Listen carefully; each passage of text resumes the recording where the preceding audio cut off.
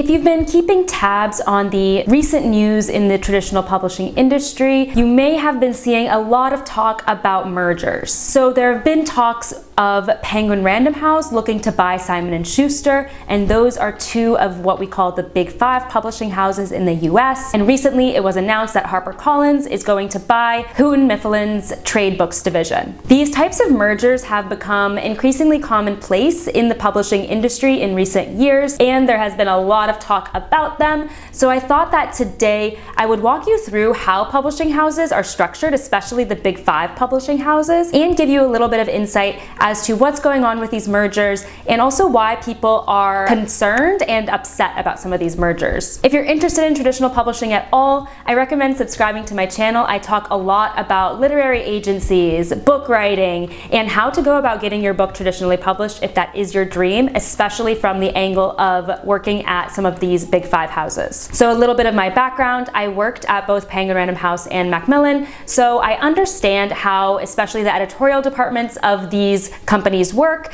as well as the broader picture of how the traditional publishing industry operates. So that's really the perspective I'm going to share with you today. So first, let's talk a little bit about what are the Big Five. What do I mean when I'm talking about the Big Five trade publishers in the US? First, we need to talk a little bit about the difference between trade publishing and academic publishing. Academic publishing is anything that has an educational lens, so that would be textbooks or maybe nonfiction books that are really more geared towards educational audience. Trade books are anything that you would read for pleasure, so all fiction novels end up in the trade category, as well as things like memoir and narrative nonfiction, true crime. All of that would be published under the trade division. So when we're talking about the Big Five publishers in the US, we are talking about the 5 companies that are responsible for the vast majority of trade book publishing. So when you walk into a store like Barnes & Noble or you're searching through Amazon, the best-selling books that you're likely to find there, or the ones that are advertised on the shelves at Barnes & Noble,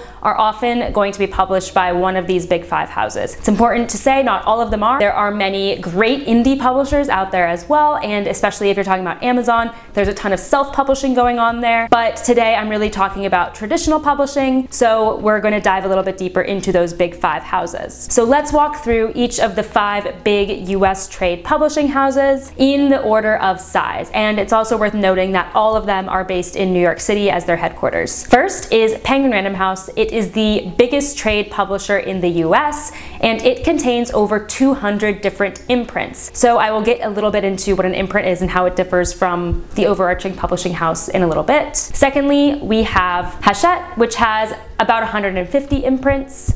After that, we have HarperCollins, which has about 120 different imprints. Then there's Macmillan with about 50 different imprints, and Simon & Schuster with about 35 different individual imprints. These 5 dominate the book market, and whenever you get a literary agent to represent you, it is most likely that they are going to first look to publish your book through one of these Big Five publishing houses, just because they have the widest distribution and they have the most money that they can offer to authors. So you heard me talk about imprints and how many each of these big publishers has. So let me describe the publishing house structure a little bit more in depth. You have the overarching company, which is Penguin Random House. Penguin Random House is divided between 2 overarching divisions, Penguin Books and then Random House Books. But then Random House as a division is actually itself divided into several different imprints. So one of them is Ballantine Books, which is actually where I worked. So the imprint itself, such as Ballantine Books, is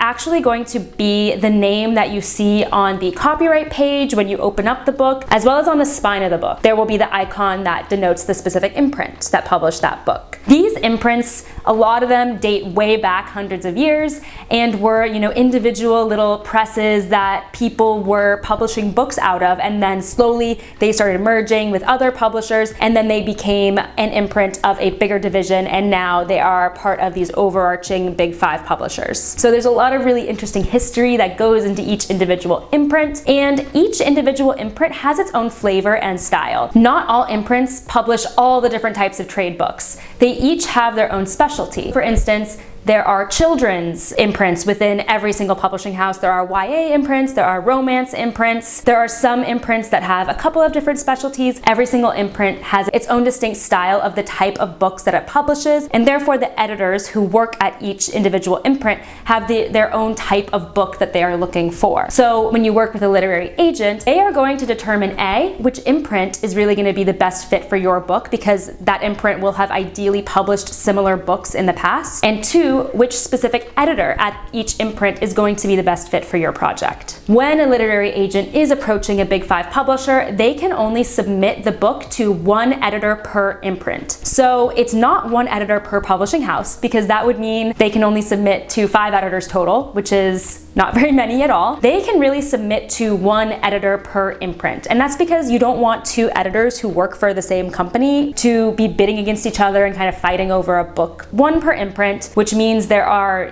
dozens of options within each publishing house that the literary agent can actually submit your book to. So now let's talk about some notable mergers in the publishing industry in recent years so that we can have some more context for these mergers that are now being talked about today. There is a long history of consolidation in the publishing industry, going back to, as I said, hundreds of years ago, when these, tiny little independent presses slowly started becoming part of bigger publishing houses. And the same thing is still going on today. The biggest publishing merger of recent years was in 2013 the creation of Penguin Random House by merging Penguin Books and Random House, which were 2 of the biggest publishers at the time, and then became kind of a mega publisher in 2013. Now, the thinking behind the merger is that each individual imprint, each individual division is going to retain its own editorial style and its own editorial sensibility. However, there is some argument on if that actually happens in practice, which I will get to. But the thought is not that we're just going to become 1 mega company. The thought is that each imprint is going to retain its own independence in a way. The second most notable merger of recent years was in 2014 when HarperCollins bought the romance publisher Harlequin. And then with that purchase,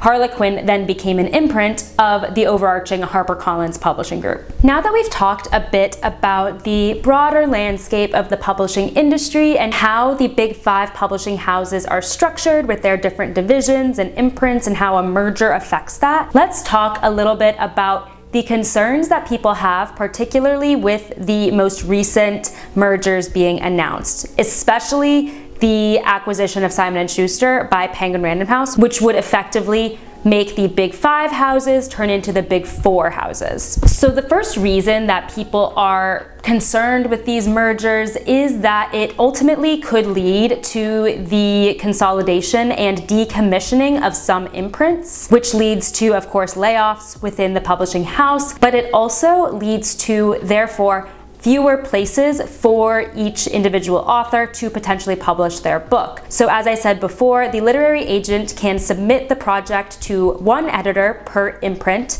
but if there are fewer imprints total, then that means there are fewer editors who they can submit the books to publish. This would potentially have the ripple effects of publishing houses publishing fewer books total, as well as potentially offering authors less money to publish their books. So it could potentially lead to fewer book deals and smaller book deals, which is a concern for people who want authors to continue to have great book deals and be able to still have the opportunity to get published. The other big concern here is that with any consolidation, there are ultimately fewer people at the top making the big executive decisions. So there's a bit of a concern here about corporate control and who is deciding what is eligible to be published and what should be published. People are concerned that ultimately this could limit the types of books that ultimately get published because there are fewer people at the top who are deciding the books that get put into the mainstream. So the acquisition of Simon & Schuster by Penguin Random House is actually being reviewed at this point, and it hasn't gone through yet because people in the industry have raised these concerns, and now there is a review process to make sure that the merger actually would be fair to the staff at the company's literary community at large and to the authors that they publish. I hope that this video gave you some more context around these mergers that are being discussed in the news and also helped you just understand the structure of the Big 5 publishing houses in a bit more detail. If you have any questions at all about the structure of publishing houses or have any thoughts on these potential mergers, please leave them in the comments below. I would love to have a discussion. And if you are looking to get published by a Big 5 house, I recommend checking out my video, which walks you through the process step by step and everything that you will need to do in order to get that book published. And if you find this type of content helpful, it would mean a lot to me if you hit that like button and subscribe to my channel. I talk about publishing all the time, as well as how to get a literary agent and how to strengthen your book manuscript if you're currently working on your draft. Thanks so much for watching and happy writing.